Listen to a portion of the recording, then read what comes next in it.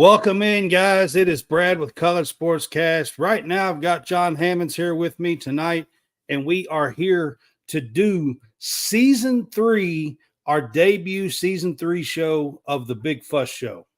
Can I please have your attention? There's all a commotion around here. What are you talking about? Let them yap at you. It's actually very exciting. All right, man. Welcome back. It is Brad with College SportsCast. What's up, Hammonds? What's up, man? We had an exciting week of college football over the weekend.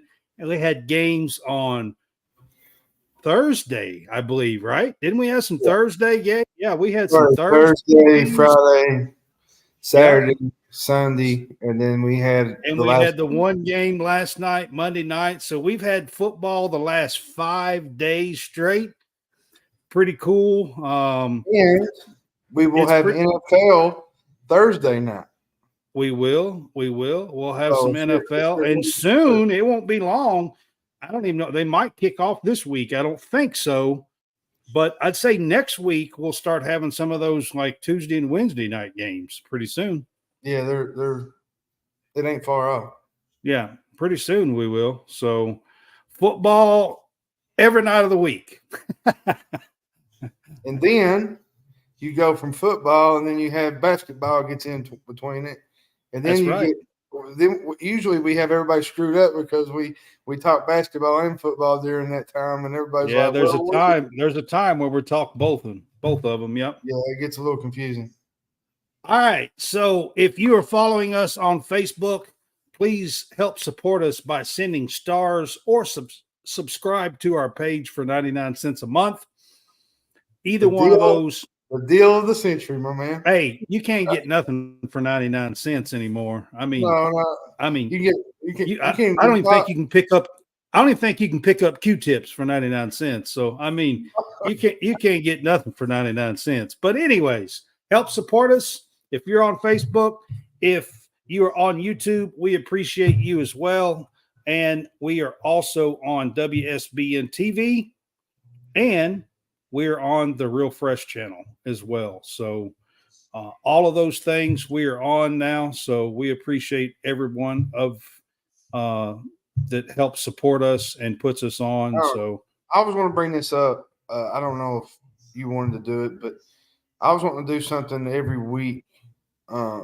Usually every Tuesday, I was going to do like superlatives, like guys that had great weekends and whatnot. My top three people, or my top three players.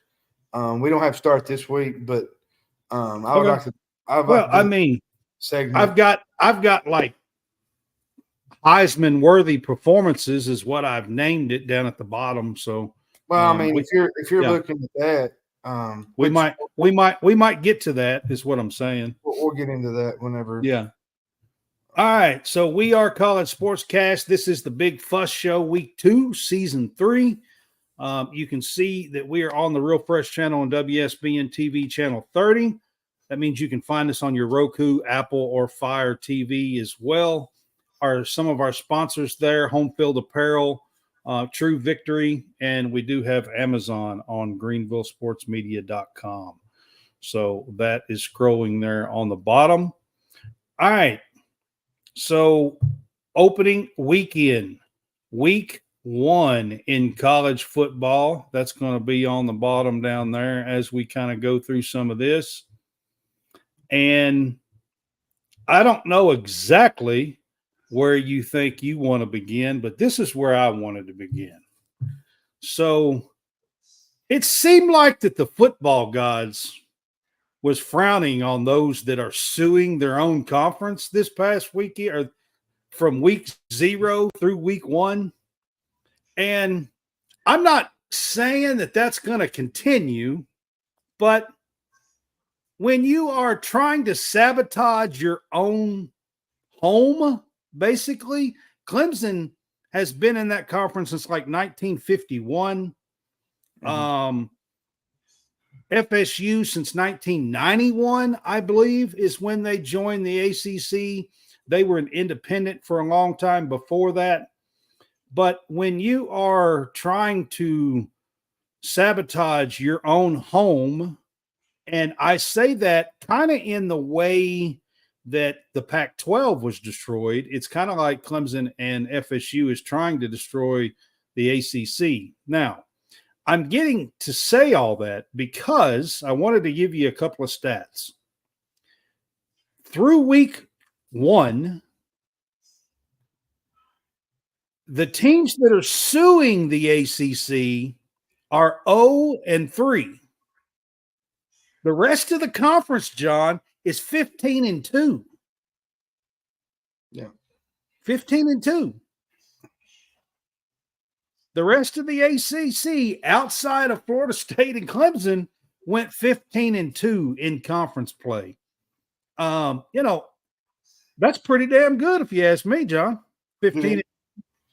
And I'm going to probably go in on, since we're talking about FSU this weekend,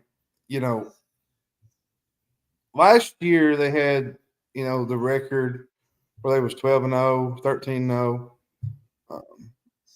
Thank you, Bill. Appreciate it. Jordan Travis goes down, and it ain't been the same since. They brought in DJU, but they brought in some key guys from Georgia. They brought in some transfer guys, and it's just not clicked. I mean, the game against Georgia Tech, the game last night, they just looked out of sync. The defense was just giving up really big plays to an improved Boston College team coached by Bill O'Brien. And let's not take nothing away from Boston College, because I think Bill O'Brien's going to turn that program around. He's going to get them back to the right track. But do you got to be concerned, Brad? I asked this question.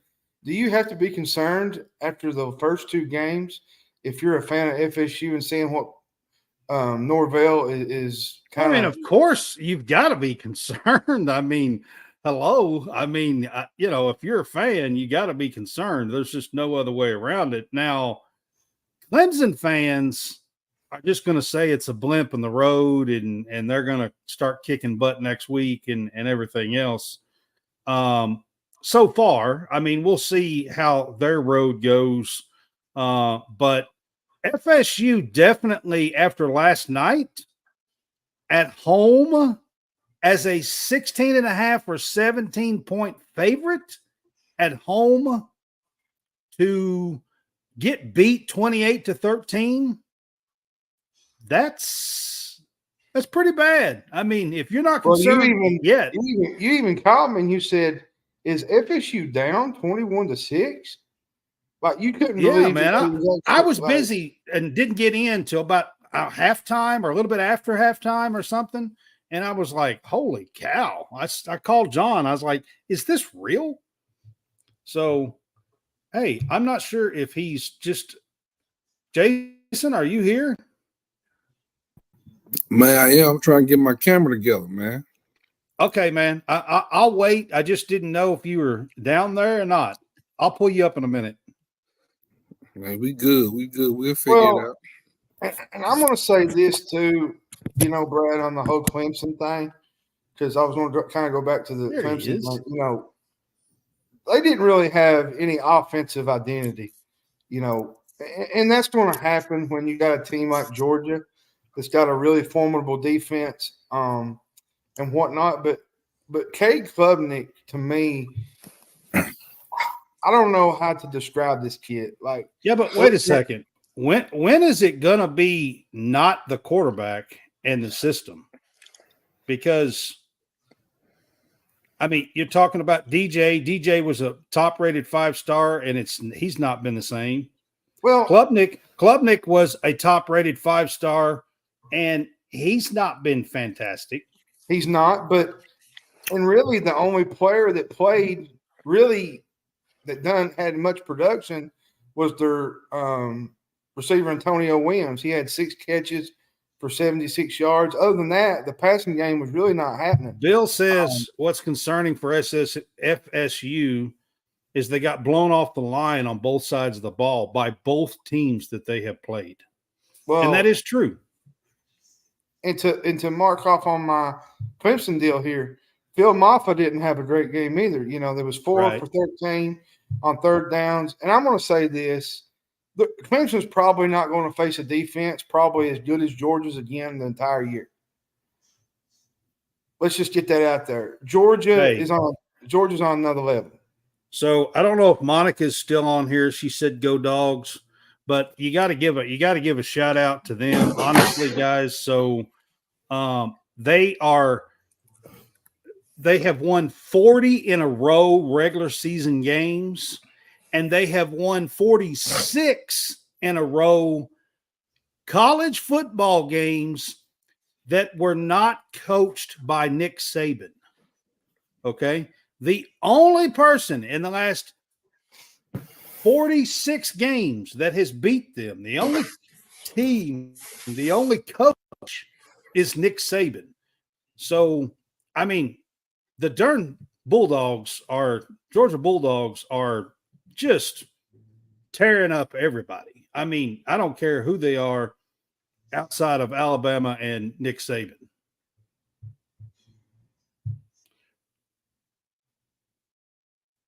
Jason, you're muted. You're either muted or I can't hear you. Can you hear me now? There you go. I got you now. Did I hear you guys talking about Florida State? Yeah, we opening up talking about the Florida State and the Clemson game both. I kind of strung them together. Well, man, let me chime in and ruffle some feathers. Florida State will be calling my guy Sanders when the season is over with. Guaranteed.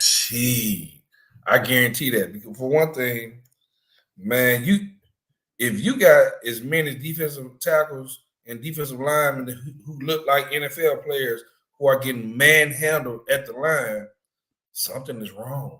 In two games. I agree with you 100%, and I think everybody across the country would agree with you on that. I mean, man, you losing the game in the trenches.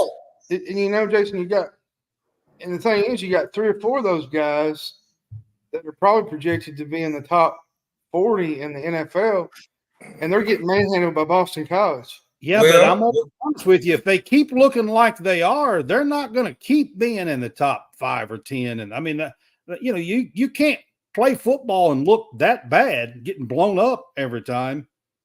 And I mean, that's true. That's true. But let's not forget. Let's give Coach Boston College, man, a lot of we credit. I'm going to get to him. I have him down here a little further. Gotcha. For Boston College. Yeah. Now, Clemson, man, listen. Clemson didn't get nobody in the portal. He better adjust to the way of the world now. See, I'm going to give my take on Clemson real quick.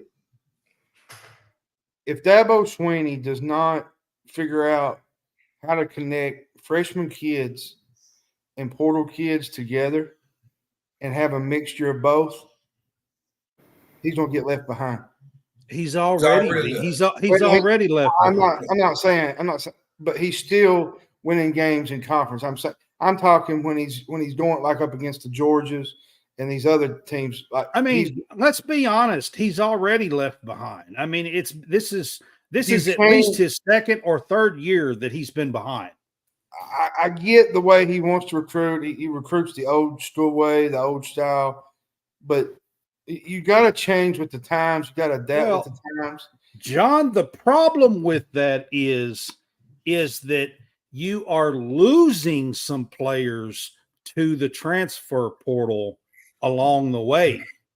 So you bring in your high school kids and you bring in your 25. Now you try to get 30, whatever. You bring in your high school kids, okay?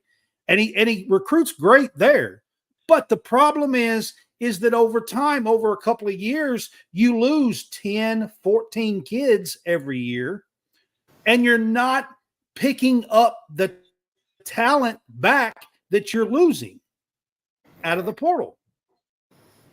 That's the problem. That's true. So what happens is that your overall talent level goes down a little bit for your team. I'm not saying that you don't still have 5-star high 5-star kids there. It's Yeah. just the overall is lower than what it used to be. And this has been going on for at least 3 years. Well, you look at how, Mark Stoops does things, how Josh Heupel does things, all these other coaches, and it just makes you wonder what's, and he's not even getting on board with the whole NIL stuff. And that's another problem in itself. That I agree with, Bill. And Bill's got a good point. Yeah, I agree with that as well, Bill. Losing Venables was a big deal, I thought. It was. It has been. I mean, since he's been gone, they haven't been quite the same, to be quite honest. But that does make a difference, Bill. I will agree. But it's been the offense. They just don't have the playmakers. The thing is, me and Dad was talking about this Saturday. They don't have those guys like DeAndre Hopkins. They don't have Well, if you be fair, I could consider Maffa a Spiller type. Maffa's a really good running back. Maffa's the only one that I see. Well, Antonio Williams is really good, and they got Brian Stool. Is it Brian Stool? I think they're tied in. He's really good. There's some weapons there, but they just don't have those guys that just can go make a play. They had 188 yards. I know it was Georgia, and Georgia's got a defense, but 188 yards is just not going to get it done. Well, and I was just saying, you don't have DeAndre Hopkins, you don't have a Sammy Watkins out there. Like, you don't have one of those guys that can just go make a play, and you've seen that on Saturday. They just Georgia just pinned their ears back, and they just made them go down the field, and they just could not do it. And the quarterback play was brutal. We're going to move on to some other stuff here, but before we do, kind of to tie into my thing here at the bottom, I mean, honestly, I feel like it was kind of just a week of 10 days of we're gonna show these teams that the ACC can still be something even without them. And I mean, going 15-2 without Florida and Clemson, I mean Florida State and Clemson in the ACC shows the world that they could be legit without them, to be honest with you. So kudos to the rest of the ACC for standing tall and playing some ball, just to be honest. All right, let's move on to Billy Napier and the Florida Gators. All right. I mean, we got to talk about this stuff, guys. I mean, Jason, I'll let you go. You ain't been on with us. This is Jason Harrison. Glad to have you back, man. He's going to try to join us on Tuesday nights here at College Sportscast. The former Ole Miss player, got to throw that in, basketball. But he's a huge sports fan and knows a lot of people. And we love having Jason on the show. So there you go. I gave you your dues. Appreciate that. But yeah, it's when I seen the heading down and Billy Napier, I was like, oof. I feel sorry for him as well. It's just not the state of Florida, besides Miami, is in real trouble. I think that he has to win some games coming up because he has a brutal November, if I'm not mistaken. Is it November? It's probably his last 5. Yeah, it's the last. Man, it's the end of the season. Yeah. He has a brutal home stretch, and he has to rely on some wins. Or like they said on College Game Day, they're gonna end up, he's gonna be getting paid to play golf, and that's just the nature of the business, man. I think that it's a shame that we look at historic programs that are falling by the wayside, and you see the Boston colleges, the Georgia Techs, the Louisville, the teams that probably who have been recruiting and now are seeing the fruits of their labor. Their teams are older, much more mature, and you're going to see a lot of those. And it's something else, man. It's something else, man. I feel bad for Napier down there, but The SEC is going to be brutal. He's messing with you. Bill's messing with you down there. You see it, Jason? I see him. Well, let's leave Ole Miss alone, man. Look, I'm not gonna say nothing about them just yet. He's messing with you down there. All right, Jason I see it. and Hammonds. I got to bring this up since we're talking about Napier.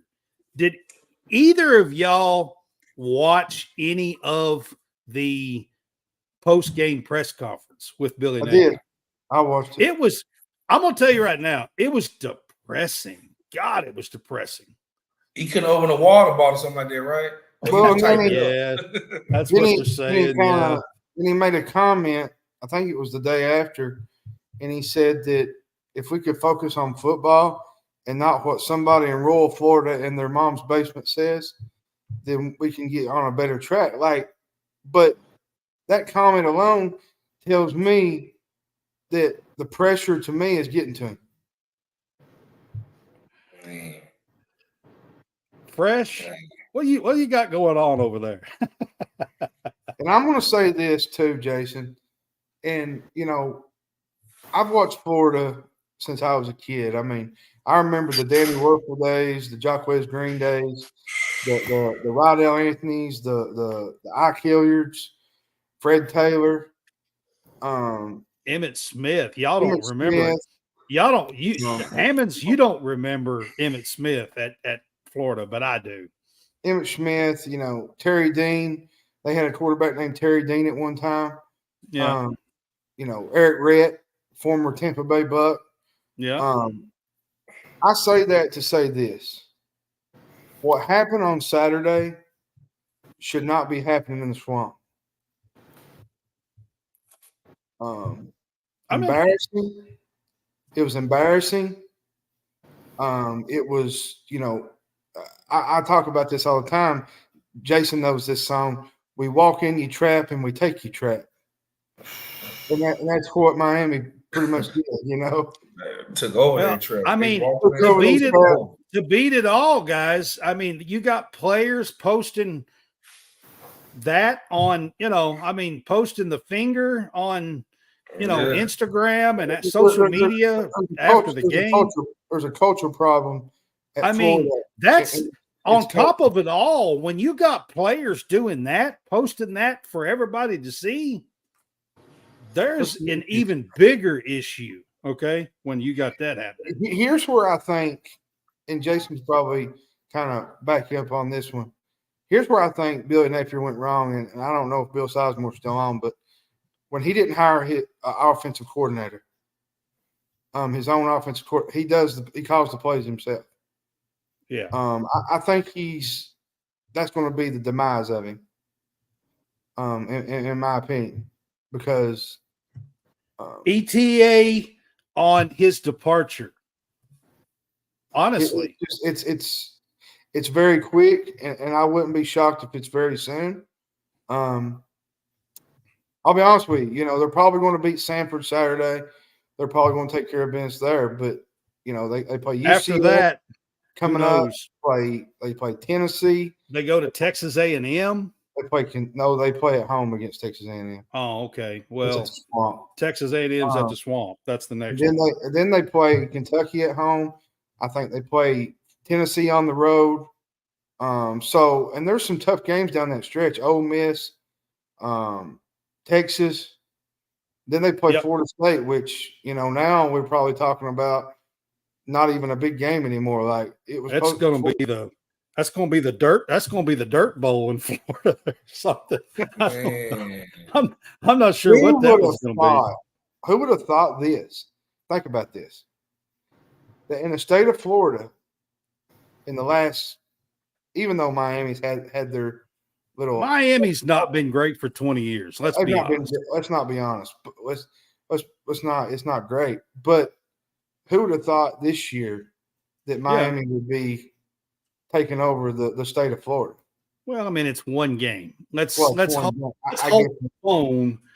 on that just yet. But I get that, but you don't lose to Georgia Tech. Which Georgia Tech's improved? hell, UCF might be boss down there. I don't know. Hey, I'm saying. they got Arkansas. They got a quarterback. They got a winner. I'm just saying they might be boss down there. I don't know. We'll find out. All right. So with that said, I talked about a couple of negatives from this week. Let's get to some positives from week one here. Opening hot topics here. Let's get to some positives. I got 3 teams listed there that I think made a excellent, not only showing, but improvement. I thought the Vanderbilt game last Thursday was the game of the weekend. Now, the Boston College thing happened last night, so maybe it changes a little bit there, but take your pick and you can go through and talk about all 3 quickly, but take your pick. I got 3 teams there that's some positive for week one, and just do a little talk about it. I like the way Vandy, even when they got behind, they got back in it and they sent it to overtime and they eventually won. Partly he's a really good coach. I think what he's doing there is pretty remarkable. Even though that they've not had the success that they've wanted, he's bringing a lot of toughness to that team, and I think they're a lot more tougher this year than they have been the last 2 or 3 years, and I really like that. And to go on to Georgia Tech, I think you identify with your coach, Brent Key, and that team definitely does. He's got 16 offensive linemen on his staff, yep. Which is a major thing, and they do a lot of ground pound. Then they throw the ball some, but they do a lot of but they're pretty nasty on that line. Pretty nasty up front. They dominated Florida State last week at the line of scrimmage. They won this week. I think it was Georgia State, maybe, I think. Yeah, they won. They won this week as well. They beat Georgia State, and then Boston College. Yeah. Castellanos, the quarterback, he played really well. A lot of guys played well. I'm going to tell you something. Bill O'Brien, guys, first game. First game. Now, I want to tell you a little stat here, John. First game, it was the largest deficit win on the road ever in a defeat, winning against a top 10 team for Boston College. Well, and to beat it all. Ever. In his first game. And to beat it all, he goes to the Doak and beats Florida State, which I'm not saying – on the road. I'm not saying Florida State's a world beater. I'm saying – but to go on the road and beat a team like Florida State in your first season, it's a big deal. First game. Not first season, first game. Well, first game, yeah. I mean, that's insane. What he did last night, the way they looked and coming in and controlling the line and the big uglies and doing all the stuff that they did to Florida State. Does Florida Tallahassee? Does Florida State even know how to cover a wheel route? Because that's what they was getting burned on a lot last night. Yeah. Wheel routes. All right, Jason, what do you say? I got these 3 teams up. I think these are the 3 highlights, the underdogs that done something great. I think these are the 3 teams of the week. So I had them up here for you guys. Can you hear me? You guys can hear me? I can. Okay. I can. Vanderbilt, I was happy SEC team hadn't won in a while.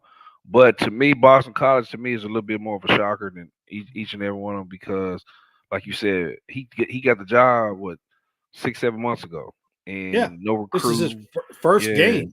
His first game, but like I was saying earlier, a lot of these colleges, a lot of these teams are already mature because they didn't have a whole bunch of people who were going to the drafts or transferring out. And when you come in with a lot of NFL pedigree, man, right. A lot of these athletes are waiting for that tutelage. They're waiting for that knowledge. He's been under Saban the last few years. Bill O'Brien has. He knows the area. He's from the area, so it means a lot more. And I think I'm gonna go out on a limb and say this: if he continues to win at Boston College, I can see another Power 5 coming there trying to offer him some money to get him up out of there too. because he comes with I knowledge. think he'll get another chance. Yeah, he will. He comes with knowledge. Yeah. You know. Well, I mean, you got to remember he was at Penn State too at one point. Yeah. That's what I'm saying. So That's what I'm saying. He'll get another chance at a big time program if he can continue to look like that at Boston College. And also, like the commentator said, with all of them coming from the NFL, they were used to talking on the mic. Yep. To the kids. See what I'm saying? Yep. So that's a huge advantage this year. Being able to talk to your quarterback in his head, inside his helmet, and tell him what's going on. I mean, you know what Brock Vandegrift said when somebody, I heard this the other day and I thought it was funny. So somebody asked him what, how it was going and what he thought of the new mics in the ear for the quarterbacks and stuff. And he said, it's about time. I had that in high school. Man, state of Texas. Listen here. He's in a big time program in Georgia, and he said I had that in high school. Man. I mean, he just adapted. That's how far man. behind the college game is, by the way. Yeah, so, I mean, but hey, listen, they've been paying in high school too. So the college game, college game is just now legally doing it. So I know, but I just thought it was funny the way he's like, I had it in high school. You're right. You're absolutely right. You're absolutely right. Yeah. So, anyways, all right. So for me, I really love the Vanderbilt win. Like, I think them coming in as a 13.5-point underdog on their own home field and pulling that off against Virginia Tech, who was probably projected in the same line as Georgia Tech and Boston College and stuff in the ACC. Right. They were supposed to be, a little better too. Pat McAfee had them in the top 4 of the ACC. Yeah.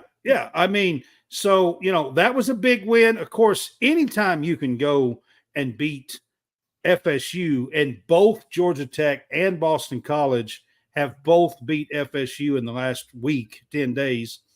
So both of those teams, top 10 wins, it's huge for those programs. And congratulations to the Doors, the Yellow Jackets, and the Eagles. Absolutely. Big wins for all of you. So, all right. Then we're going to get back on a little bit of a bad here for the week. So LSU and Texas A&M. Where do you start? Where do you start with both of them? How many times is LSU going to win opening games? Well, I'll be honest with you, Brett. Like Garrett Nussmeier, I felt like he showed a lot of confidence against USC, but they have a lot to clean up. There was so many undisciplined penalties. They had some missed opportunities that they had a blown lead. They gave up 14 points in the final 6 minutes, which they ended up having their coach slam the table after the game. He was really upset. He was really upset in the post game over why they can't finish. I don't think it's too far fetched to say this team is in trouble, but it's very disappointing to see an LSU team continue to keep doing the same thing over and over every single year.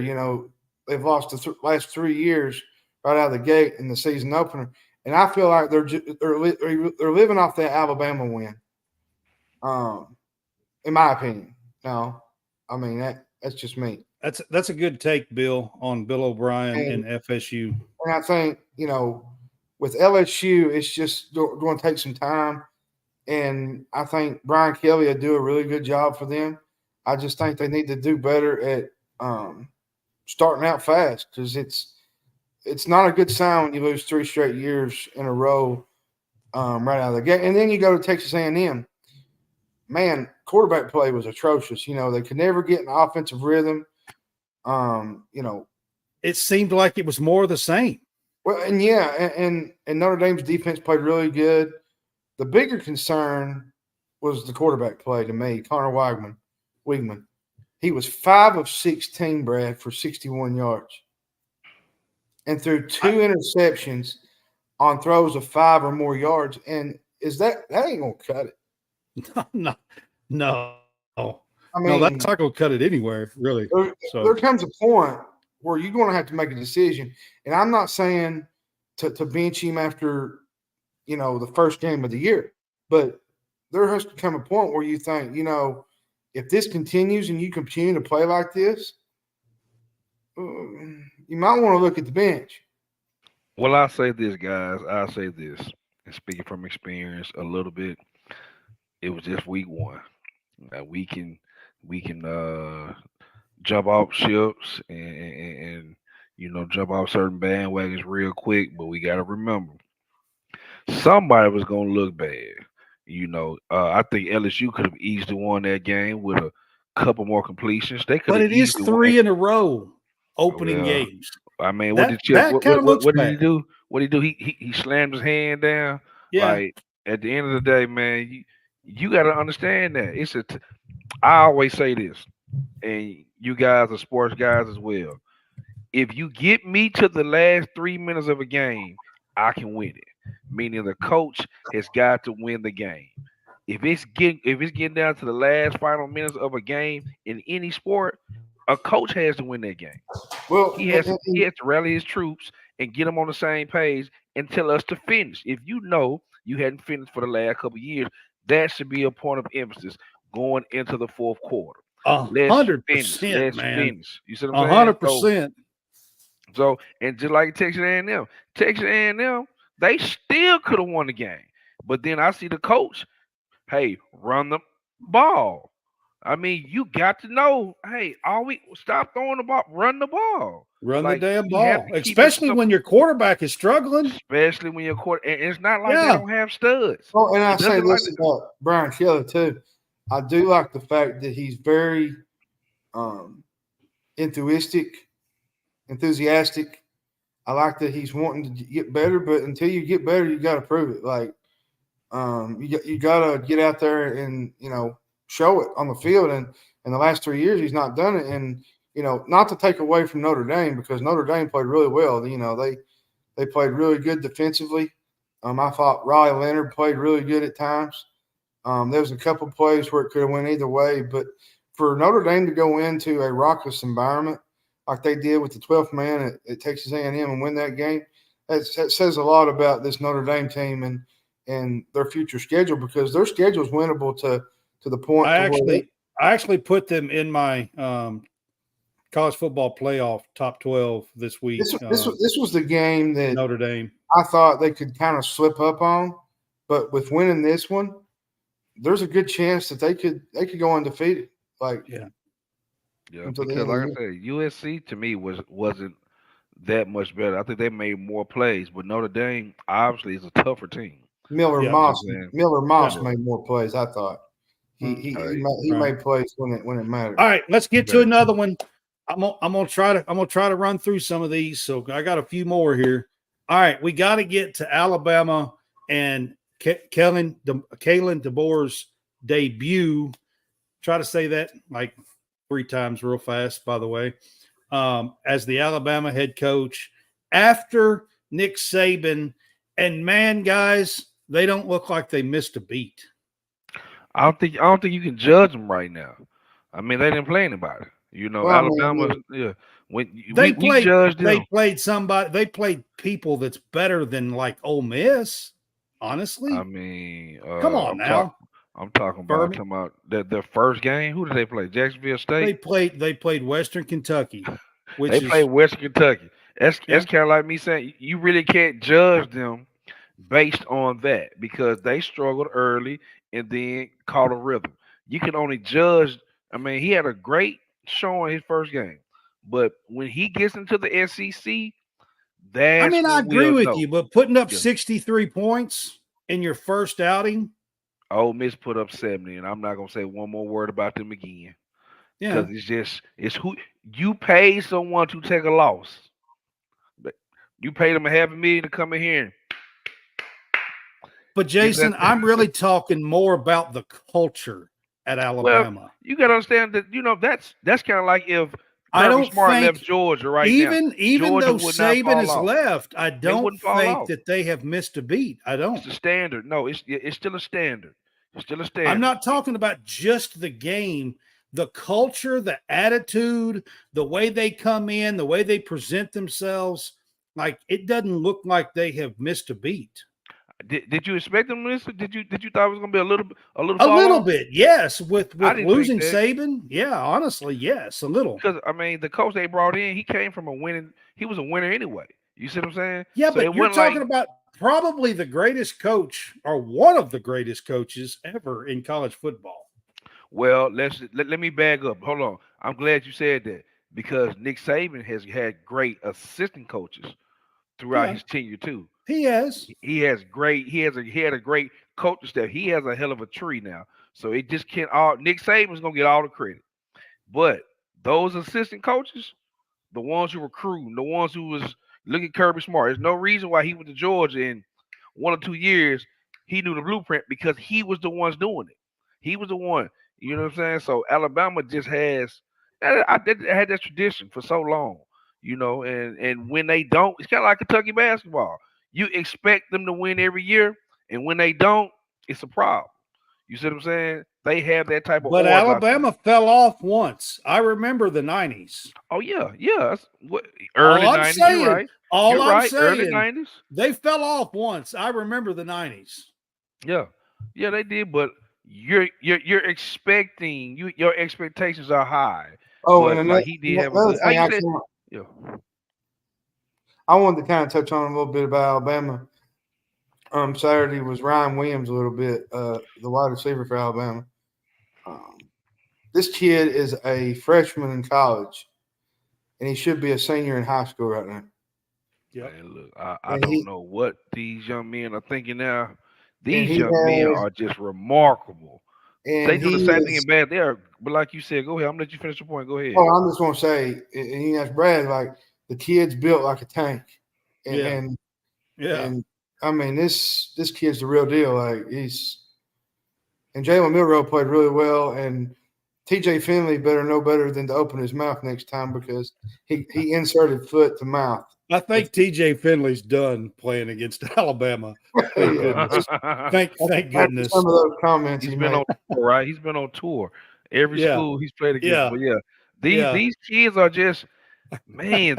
And you got to look across the board, John. It's a lot of wide receiver freshmen that are coming in highly talented. They But this are, young man man. I mean, should there's be a some good senior ones. in high school right now and Yeah, decided, you know what? Let's get it started. And Yep. I love it. I love it. You know, let's get to the money soon. That's what I say. What are we waiting on to cash this lottery ticket? Let's get to the money. open up the Right. bank. All right. Got to get to your Ole Miss Rebels, Jason. You're here with us. Got to get to them. They ran up the score on Furman. Furman is a good FCS team. I'm not going to say that they are not. They are in the top 10 almost every single year in the FCS. They are a good FCS team. So, but the Rebels, man, I mean, they have a lot of talent, Jason, and there's a lot of expectations. So It is. when you It roll is. up, I just wanted to get your thoughts real quick.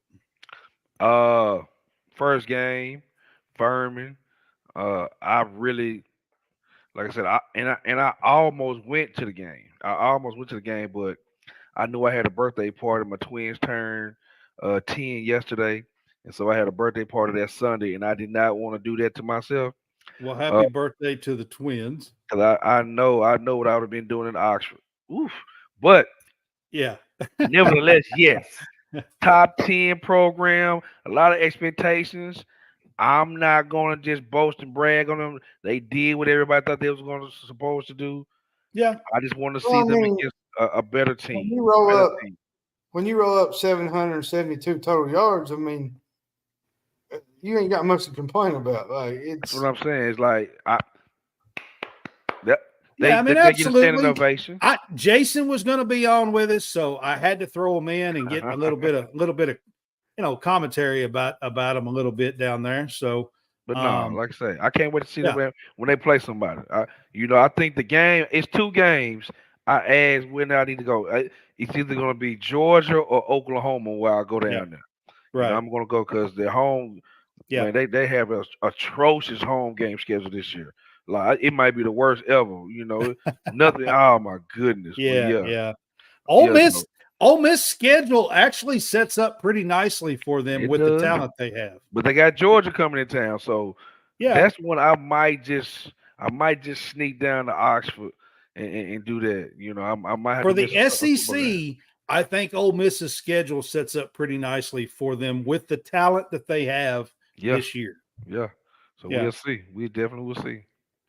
All right, Hammonds, I'm going to throw this one to you first. You can pick which one you want to talk about, or you can talk about both. But these are two teams that got some big wins over LSU and Texas A&M. Just wanted to give a little bit of love to them as we go through this. I really like the way Miller Moss handled himself. Down the stretch, I thought the defense was very improved. It was worlds better than a year ago. It's only one game. Like Jason always says, it's one game. But I feel like there's a lot of promise around this USC team, which, given Caleb Williams went to the draft, many thought maybe, hey, they might have a down year. But, they look ready to play with just about anybody, I think, offensively. Defense is what impressed me, holding LSU to 20. with their defense, there's still a long way to go. There's games down the line, but that's probably a first good impression as any. And that's probably his first big, I feel like, signature win, Riley, since he's been there, right out of the gate. And this USC team, I think, can play with just about anybody if Miller Moss can continue to play the way he did down the stretch, and the defense can get better and better, especially, according to last year, the defense wasn't that great. They gave up a lot of plays. They've been terrible the last 2 years. But Sunday, Sunday they looked really crisp. They tackled better. They've done so many great things better. I think this USC team is a team to watch. All right, Jason, what about Notre Dame and the Fighting Irish here? I mean, going into Kyle Field and coming away with a win is never an easy task. No, it never is. But if two things, if you have a quarterback who got some moxie about him, and you can control the line of scrimmage, you got a chance. They just made more plays in the fourth quarter, down the stretch, and took the game. And like John said, they walked into a hostile environment. The 12th man was rocking, but they were very quiet on Notre Dame's last drives. They went down there, executed, then got stops. You can tell that Texas A&M was really one-dimensional, especially when they was forced to throw the ball. The DBs for Notre Dame were like on them like jam on peanut butter.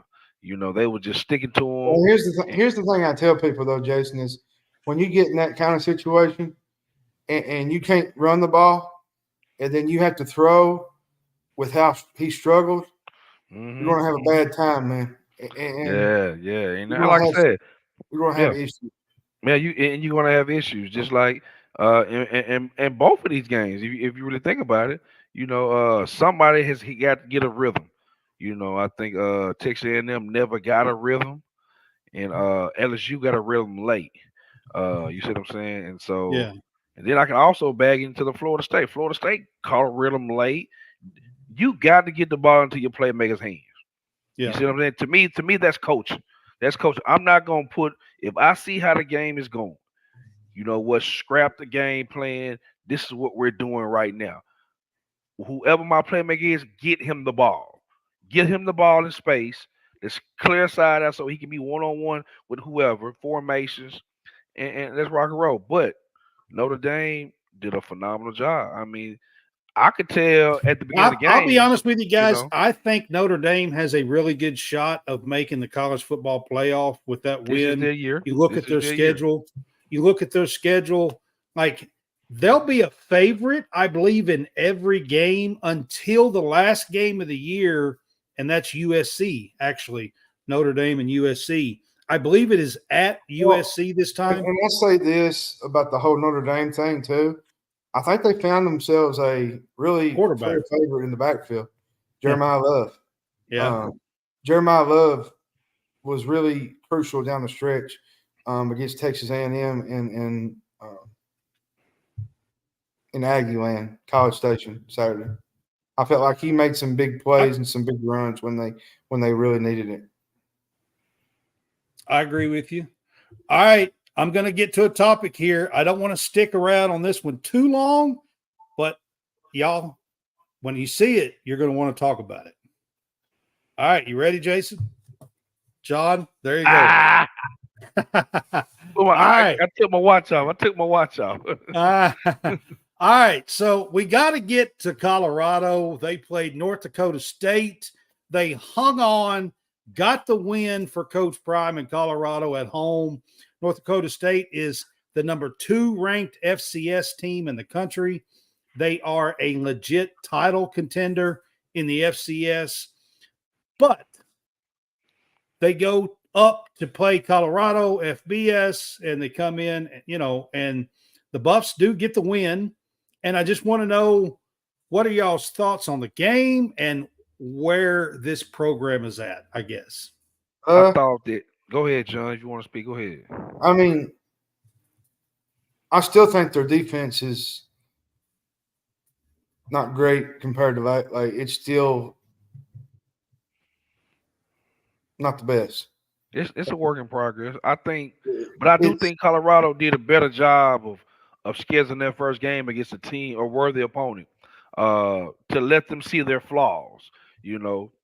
All Shedeur Sanders did was get the ball in his playmaker's hands.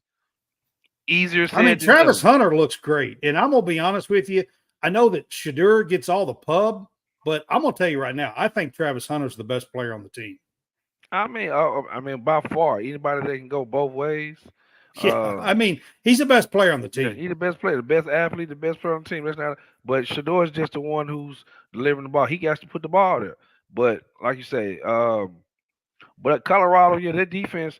I said that watching the game that this particular team was going to not be afraid. Not be afraid. You already said that. They definitely was not battle tested. They win, and so instead of coming in and playing a Jackson State or a SWAT school, what better way to play a team that is gonna come in here and try to punch you in the mouth? And now they got all week long to fix some stuff. Yeah, but because they go to Nebraska, and Nebraska is waiting on them, and that's gonna be a good one too. It is going to be a good one. Season-wise, Jason, we ain't had you on. I mean, where do you think Colorado? I honestly, I think they're about a 500 team. I really don't think that they'll be. I would love to see. I think you're right. I'd love to see them over 500 go to a bowl. That'll be a win for Colorado. I think it will be too. Absolutely. If he can get to a bowl game this year, we can say because we love. I don't know about everybody else because I love Prime. I love just everything he's about. He's trying to talk his way up and speak up for his players. He's getting all the celebrities to come down to see him. They're watching. He's a master manipulator of the media, right? He's gonna say everything he's supposed to say, and he's gonna bring in artists. It's a whole show up there, but at best 7-5. At best, to me. I'll say this too. While I expect him to be 500, I don't expect them to win Saturday at Nebraska. Nebraska's an improved football team. I don't know quarterback. I don't know if many people watched him Saturday, but Nebraska's a really improved football team. They got Patrick Mahomes as quarterback. Yeah. I mean, wait a second. Pretty good quarterback. Hey, are you sure that's not Patrick Mahomes? It might be. Man. That's all I want to say. Are you sure? We will see. We will see if Colorado has been. No, I'm just talking about the way he looks. Did you see some comparison? Well, he's a good quarterback too. What I'm saying is Colorado defense. But he's got the little goatee. He has the glasses just like he does. I mean, he's got the haircut. I mean, seriously, he looks identical to Patrick Mahomes. We're gonna get a good view of him this Saturday. I just talk about the way he looks. I think he does it on purpose. He wears number 15. Why red. not? Why I'm not? telling you, he does. Why not? Why not? Why? Hey, I would love to be compared to one of the all-time greats already. That's why I was making fun. Is it, they got Patrick Mahomes. I mean, look at him. I mean, yeah. All right. So we're going to get to our pick six segments here, guys. Heisman worthy performances from week one. We're not going to talk about our picks for Heisman yet. I think it's a little early, but Heisman worthy performances. Give me two or three that you guys want to talk about. I'll go. My first one would be Ashton Jeanty, the game he had against Georgia Southern. I thought he six just TDs, 267 yards. He had a really good night. Jackson Dart had a big game, threw for 418 yards and 5 touchdowns. I thought he played really well. I think one that nobody really wants to talk about is Will Howard. For Ohio State, I thought he played really well. He threw for 228 yards and 3 touchdowns. Jeremiah Smith is as good as advertised for Ohio State. He had, I think, 6 catches maybe and 2 touchdowns. I can't remember. But Ohio State will be in the mix this year too. So those are my 3 top performances of the week. I think so, Josh. Wasn't LSU, Florida, and A&M the only losses in the SEC? I'm gonna go with like what you said. The young man out of Boise State, Ashton Jeanty, who had 267 yards rushing. Man, yeah, I 6 TDs. I'm gonna go with the kid. I can't say his first name, but McMillan, the wide receiver, who absolutely put up a monstrous 304 yards. Man, put up 4 TDs. Yeah, man. I'm also give my guy out of North Texas, Damon Ward. He had 230 yards. I think you got to say something about Travis Hunter. He had Travis Hunter had a great day. Playing both ways. He played 115 of 116 snaps, and the only snap that he did not play for the entire game was because his helmet came off. Man, that says a lot. That says a whole lot. I have to give Shedeur Sanders. I had to give him some love too. He threw for 445 yards. As I'm looking, I'll tell you who else played good was Nico Iamaleava for Tennessee. I said well. He did play well. He did play well. I thought some of the throws that he made.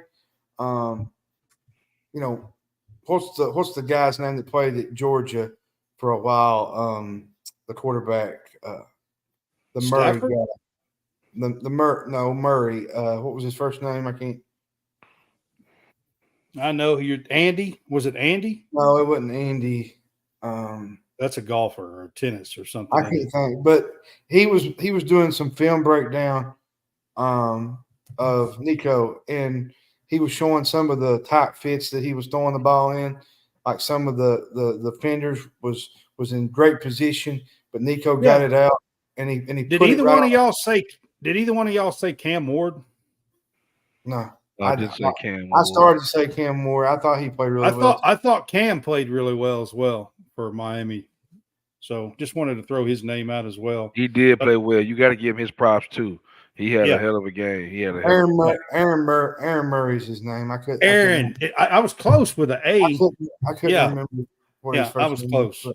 I couldn't remember either. Yeah, he was just breaking down film with Nico, and I thought it was pretty neat. Right. Some of the throws. Oh, I mean, he absolutely did play well as well. So, I mean, I just had to throw out some Heisman-worthy performances there. Cam Ward to me would be up there with Ashton Jeanty from Boise State. Like he just went into the swamp and he just literally put a stamp on it. And like by the end of the game, like they were in hush mode at the swamp. I mean, they were like it was, and you don't never see that. I was headed towards the exit, so. Yeah, they got a bite there, man. Miami. Yeah. All right. So most impressive week 1, week 0, week 1, most impressive performance or team or whatever you want to talk about here. Most impressive. I'm gonna go with Boston College. Boston College Got it. Boston College, man. I was not All right. expecting that. I was expecting them to come in and compete, but I was not expecting them to dominate in Tallahassee. I wasn't expecting that at all. I'm going to say one that most people probably going to think, God, they played a horrible team, but I thought it was Auburn.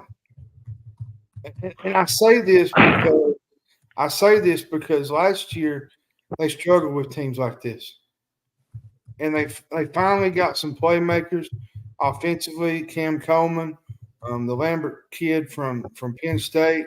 We'll find out a little bit more about them this week playing California. They play California Saturday, but I just felt like, I thought Peyton Thorne played really well. In a game a year ago, he didn't have the confidence that he had Saturday that he normally has against those kind of teams. And I felt that was impressive to me, that he showed a little bit better command in the pocket and whatnot. And I thought Auburn did a really good job of getting him out to the receivers and showing out down there at Jordan Hare. All right. I didn't put it up just yet when I started this, but this is part of my the good, the bad, and the ugly. So most impressive is part of that. Jason, did you say all of yours? I know you said Boston College. Did you have any more or performances? I think the bad has got to be LSU. LSU. I don't like the way that they let it go. I'm gonna say LSU and Texas A&M. So I'm hard on the SEC. SEC is the top conference in America in my opinion. But like I said, the ugly, everybody know the ugly is gonna go down there in Tallahassee. It got to get cleaned up, and I can throw Florida in the bad too. Those three teams out of the SEC did not look good, even though it's week 1. They did not look good at all. Right. I agree with you. I appreciate you. So, all right. Thank you, Jason. for being on. Yeah, Jason said he's got to go, and I appreciate you. I just want you to know that I appreciate you being on with us, man. I got you guys. We'll see you next Tuesday night. See you next Tuesday night. All right. Okay. All right, man. That was Jason Harrison. He is part of our team. He's a busy man and got family and kids and everything else, and works and coaches. He's a AAU basketball coach as well. I will put out there with the whole good, bad, and ugly. Another part of the good would be Vanderbilt. My bad would be probably LSU. And my ugly, I know this is going to sound kind of different, but everybody probably thinks, oh, it's FSU. It's not. It's Virginia Tech. And I say this because Virginia Tech was projected to be top 4 ACC. They was picked pretty high up in the ACC. And I'm not saying nothing bad about Vanderbilt. That's not what congrats to Vanderbilt. But that's a game that you needed to win right out of the gate. And I felt like they just couldn't get it done, that there was so many mistakes that they just had, like even on the last play in overtime, there was a little – I don't know if you watched the last play when he threw into double coverage. He had ample room to run and get a first down, and he just threw the ball away. Yeah.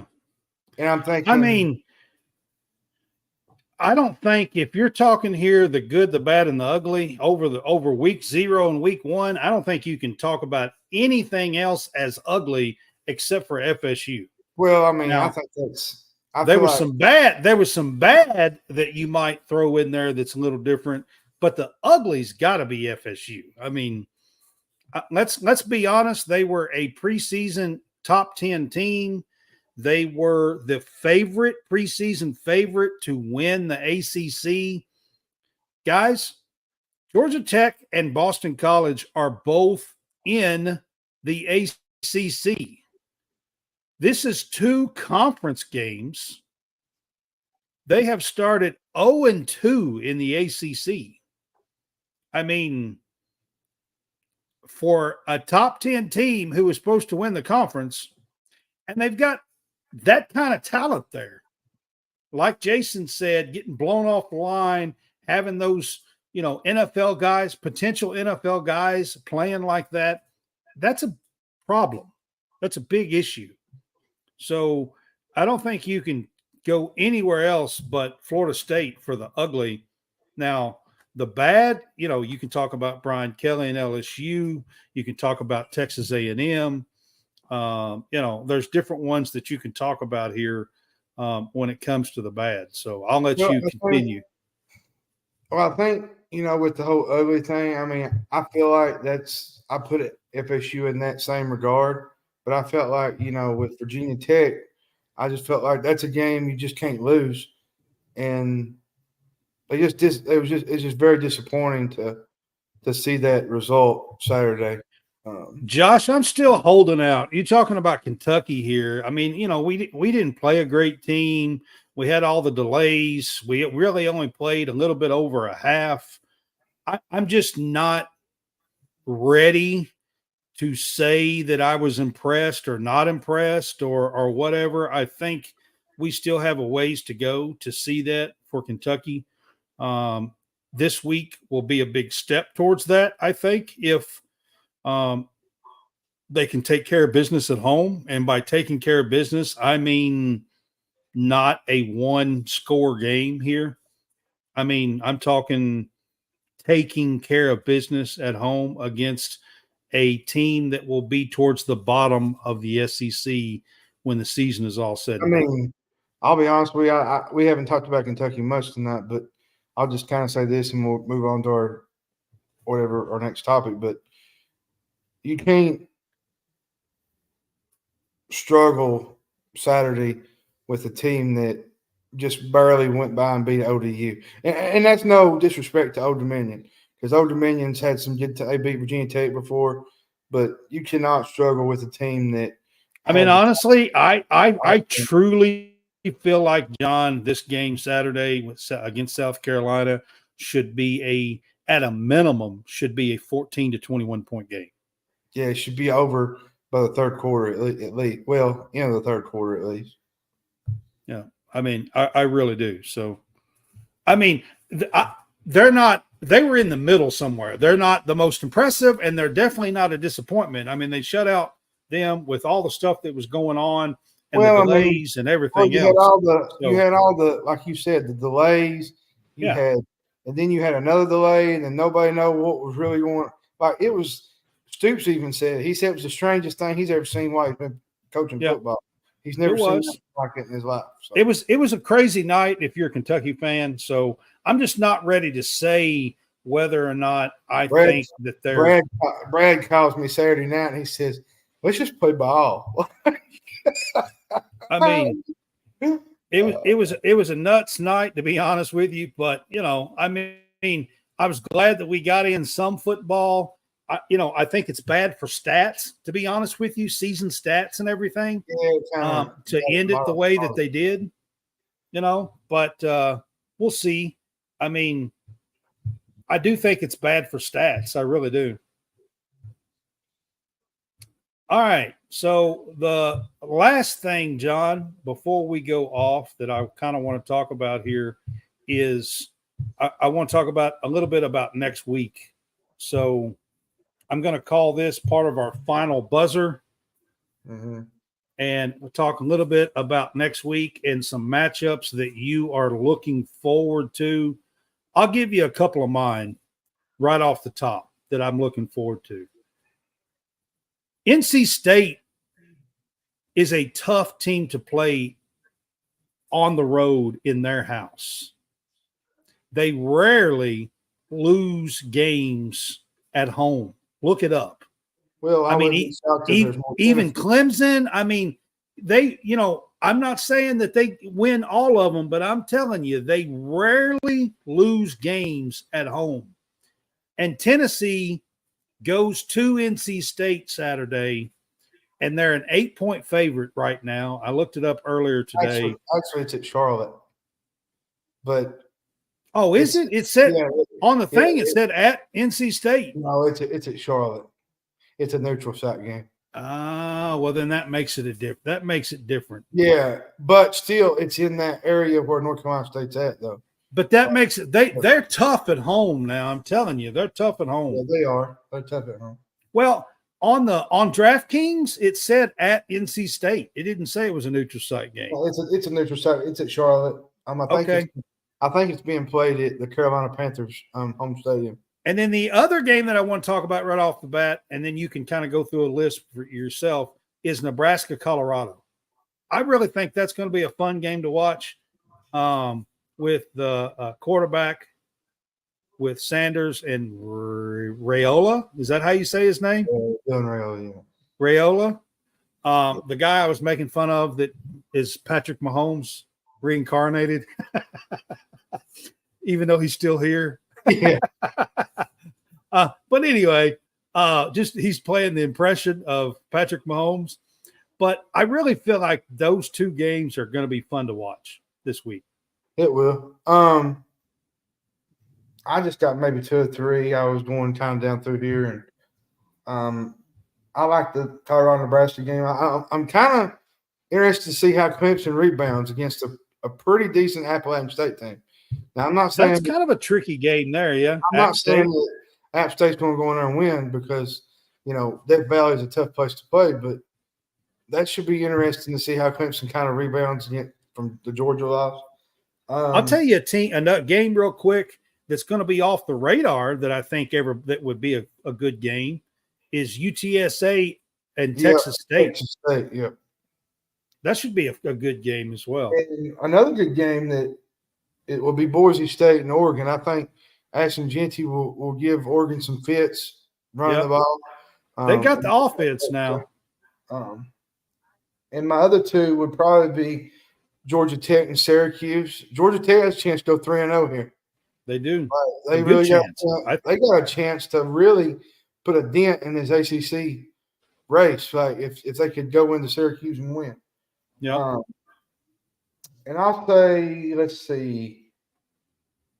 I was kind of going that. I'm going to say Michigan and Texas is the other one. Like that should be a fun game, and I'm not so sure Michigan wins this game. I'm not either, to be honest. I'm leaning towards picking Texas. I'm not going to give my pick away, but now, I'm leaning towards picking Texas. I say that because I know Texas kind of did their thing with Colorado State, and this is a different kind of level of competition that they're going up against this week. But Michigan struggled with Fresno State Saturday. It took an interception towards the end to really put the game away. Like they was having some. Well, they won 30-10, but they scored 17 points in the fourth quarter. Yeah, like it was a struggle to win that game, and yeah. And I'm going to tell you, if quarterback play don't get no better, Michigan's going to have 2 or 3 losses on their docket before the year's out. Yep.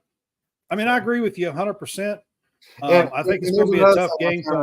There's another thing I want to kind of move on with here is, you know how sometimes these spreads, they kind of move and they kind of – so yep.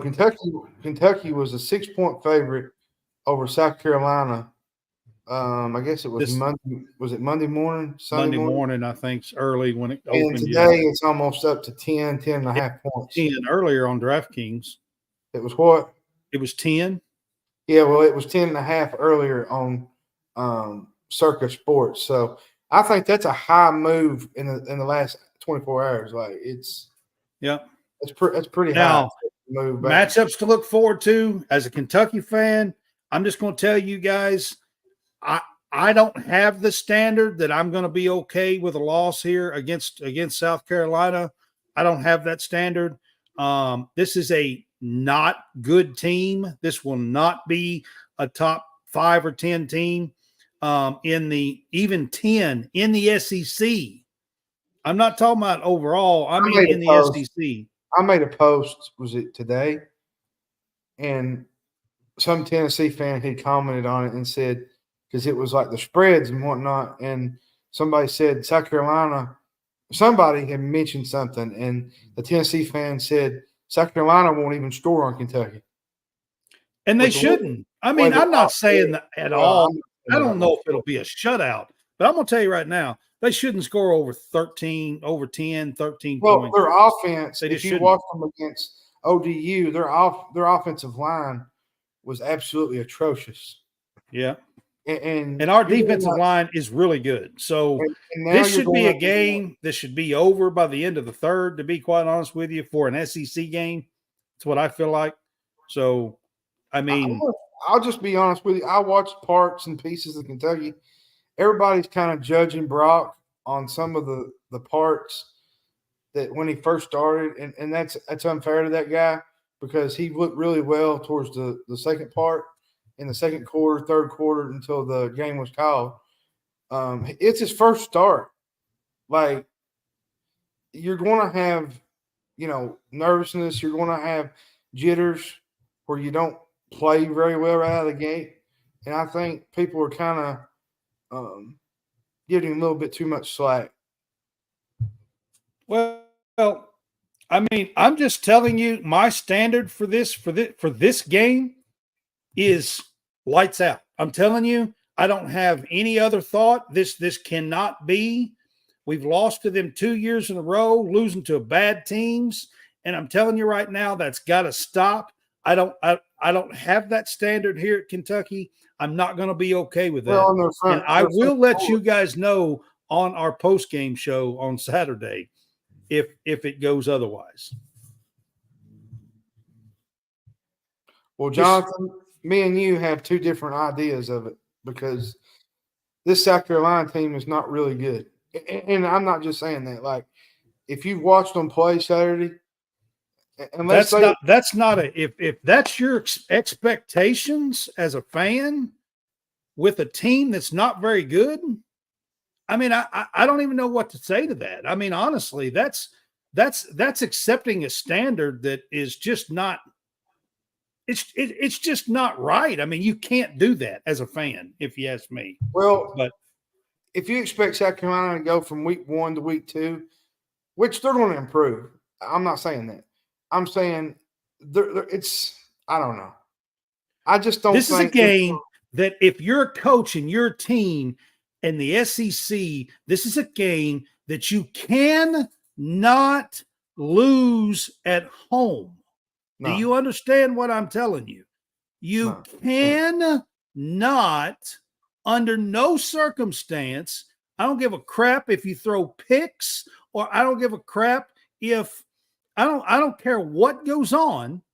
You cannot be okay with, and you cannot lose this game at home. Now, if this was in Columbia, South Carolina, like last year, it would be a different story. I would understand,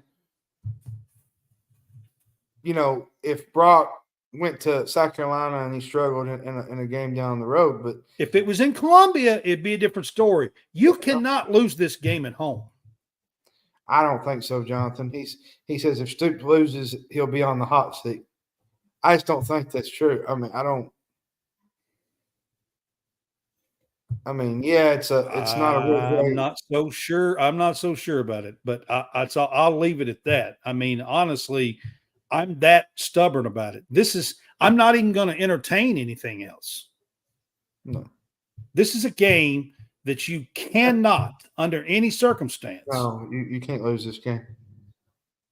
This is a home game because against a bottom tier team. And if you win this game, you got a possibility of game day maybe coming to Lexington for Georgia. Yep, absolutely. And that helps recruiting. You want some positive buzz. You want some people to give NIL money and all that kind of stuff. These are the kind of standards that you have to attain, not have. You have to attain them. You have to win them. Yeah. So that's where I'm at. I'm just going to be honest. I love when Brad gets on his little rants. I just let him go, man. He just goes. I'm just telling you, plain and simple. I just let him go. See, Jerry, guys. We have a good cast. I just let him go whenever he wants to go, man. Hey, it's called the Big Fuss for a reason. Sometimes I like to fuss. Yeah. Oh, goodness. All right. See, guys, I hope you guys enjoyed the Big Fuss show. I hope you enjoyed that Jason was here with us tonight for the first hour. I appreciate him being on with us and giving his insights and kind of mixing things up for us. Oh, Brad, I got to say something. I still don't like the 49ers, Jerry, just so you know. Well, Jerry, I'm a Packers fan, so I don't like the 49ers either, Jerry. Oh, and he but just you're said all right. By the way, John, go 49ers. I knew that was coming. I'm a Packers fan, so, I don't like the 49ers either. So, I mean, honestly, not at all. I heard you like Joe Montana. I remember him. God, no, not at all. Not at all. All right, before we run off here, Home Field Apparel, over 180 collegiate teams. Go check them out. Use our code CSCast if you're a first-time buyer. They've got really cool retro logos, mascots, and throwback teams. We are now on the Real Fresh channel on YouTube and on WSBN TV channel 30. You can find us on Roku TV, Apple TV, Fire TV through the BoxCast app and look up World Sports Broadcasting Network. And then you can find us on channel 30. So I want to say all of that. And we appreciate you guys being with us to end the show here. Jonathan, don't give him the big head. He said, I think the Packers will be good tough this year. To end the show here, I'm trying to get this to go on and this to go off, but it. Thanks, Jerry.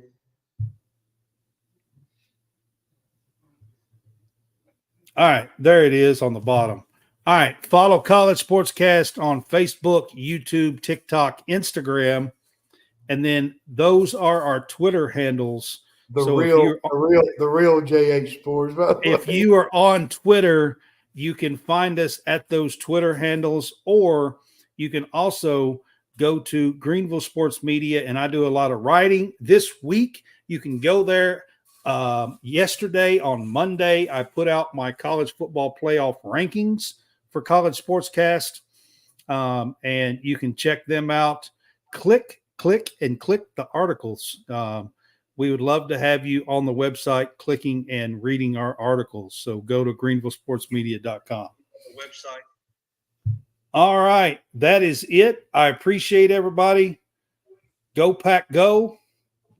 All right. And we will see you guys Friday night for our game day pick'ems. Go Cowboys. Y'all have a good one. Go Cowboys.